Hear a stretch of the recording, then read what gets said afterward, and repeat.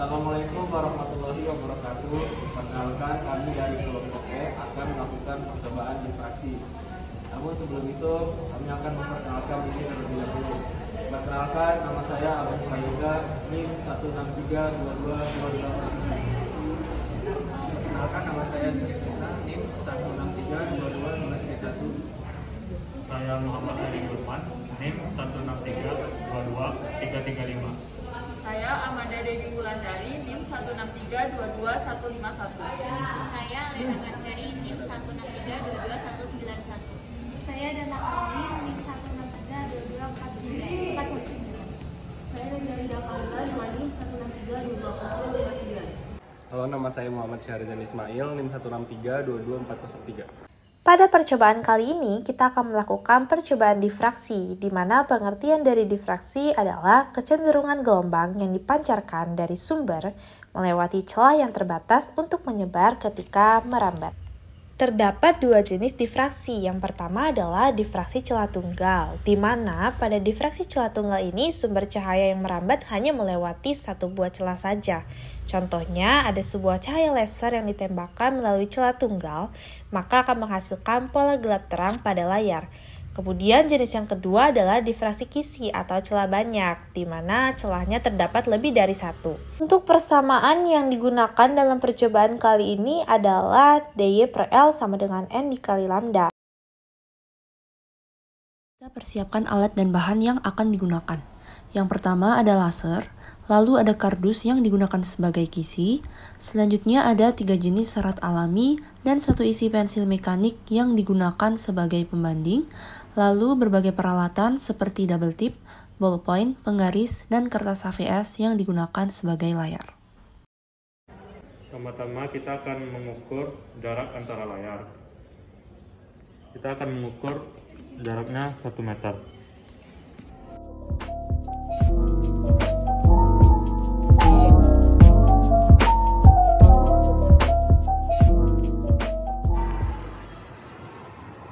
Pertama-tama, sebagai pembanding dan juga penguji apakah set ini sudah sangat akurat, kita menggunakan isi dari pensil mekanik yang sudah kita ketahui diameternya adalah 0,7 mm.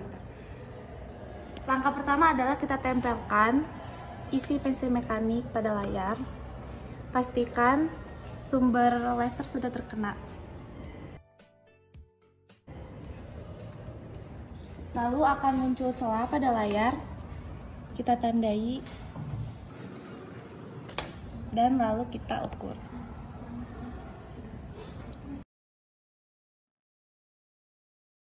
Oke, selanjutnya kita masuk ke percobaan pertama, yaitu menggunakan serat sabut kelapa. Oke, yang pertama, letakkan serat pada layar seperti ini. Kemudian atur agar cahaya terkena dengan serat. Kita ukur jarak antar celah.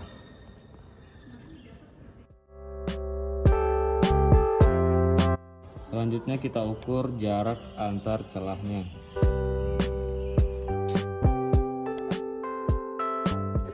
Percobaan yang kedua, kita menggunakan serat bambu. Dipasang lagi di sini seperti percobaan pertama. Setelah itu kita ukur jarak antar celahnya. Kemudian serat yang ketiga adalah serat dari rumput teki. Pertama-tama, serat ditempelkan pada kisi.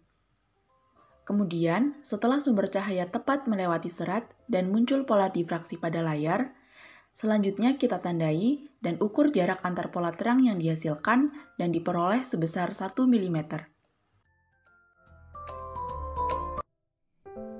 Selanjutnya kita ukur diameter serat secara mekanik menggunakan mikrometer skrup. Serat yang pertama yaitu serat rumput. Atur alat tetapi jangan sampai seratnya itu penyok.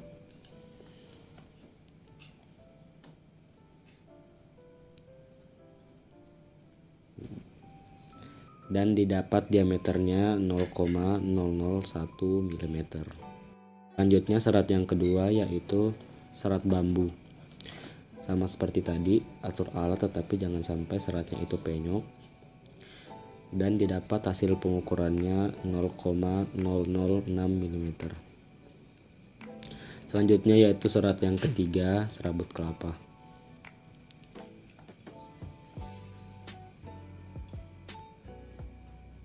Dan didapat hasil pengukurannya 0,003 mm. Kemudian kita akan mengolah data dari hasil percobaan yang sudah kita dapat. Untuk pengolahan data, rumus yang digunakan adalah rumus difraksi celah tunggal, yaitu D kali Y per L sama dengan N lambda. Dengan keterangan, D adalah diameter benda yang diamati, L adalah jarak dari layar ke sumber cahaya, Y adalah jarak antar pola terang, N adalah orde atau jarak pola, dan lambda adalah panjang gelombang, yaitu sekitar 632 nanometer. Pertama-tama kita akan mengukur diameter dari serabut kelapa. Dengan Y yang dihasilkan dari percobaan adalah 0,02 cm atau sama dengan 2 kali 10 pangkat min 4 meter.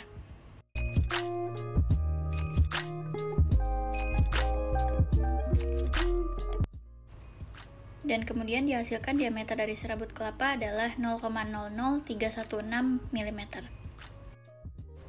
Kemudian kita akan mengukur jenis serat kedua, yaitu serat bambu. Dengan Y yang dihasilkan adalah 0,1 mm atau sama dengan 1 kali 10 pangkat min 4 meter. Diameter dari serat bambu adalah 0,00632 mm. Kemudian yang ketiga, kita akan mengukur jenis serat rumput teki. Dengan Y yang dihasilkan adalah 1 mm atau sama dengan 10 pangkat min 3 meter.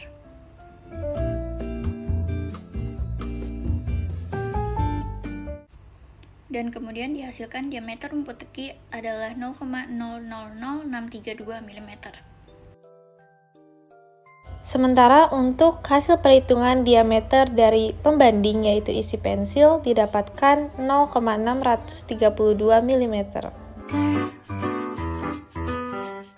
Lalu selanjutnya, kita akan menghitung galet yang dihasilkan. Dengan rumus galet yaitu mutlak diameter eksperimen dikurang diameter teori per diameter teori dikali 100%. Untuk percobaan pertama dan kedua dihasilkan galet sebesar 5,3%. Untuk percobaan ketiga, dihasilkan galet sebesar 36,8%. Sementara untuk objek pembanding dihasilkan galet sebesar 9,7%. Sekian dari kelompok kami, kurang lebihnya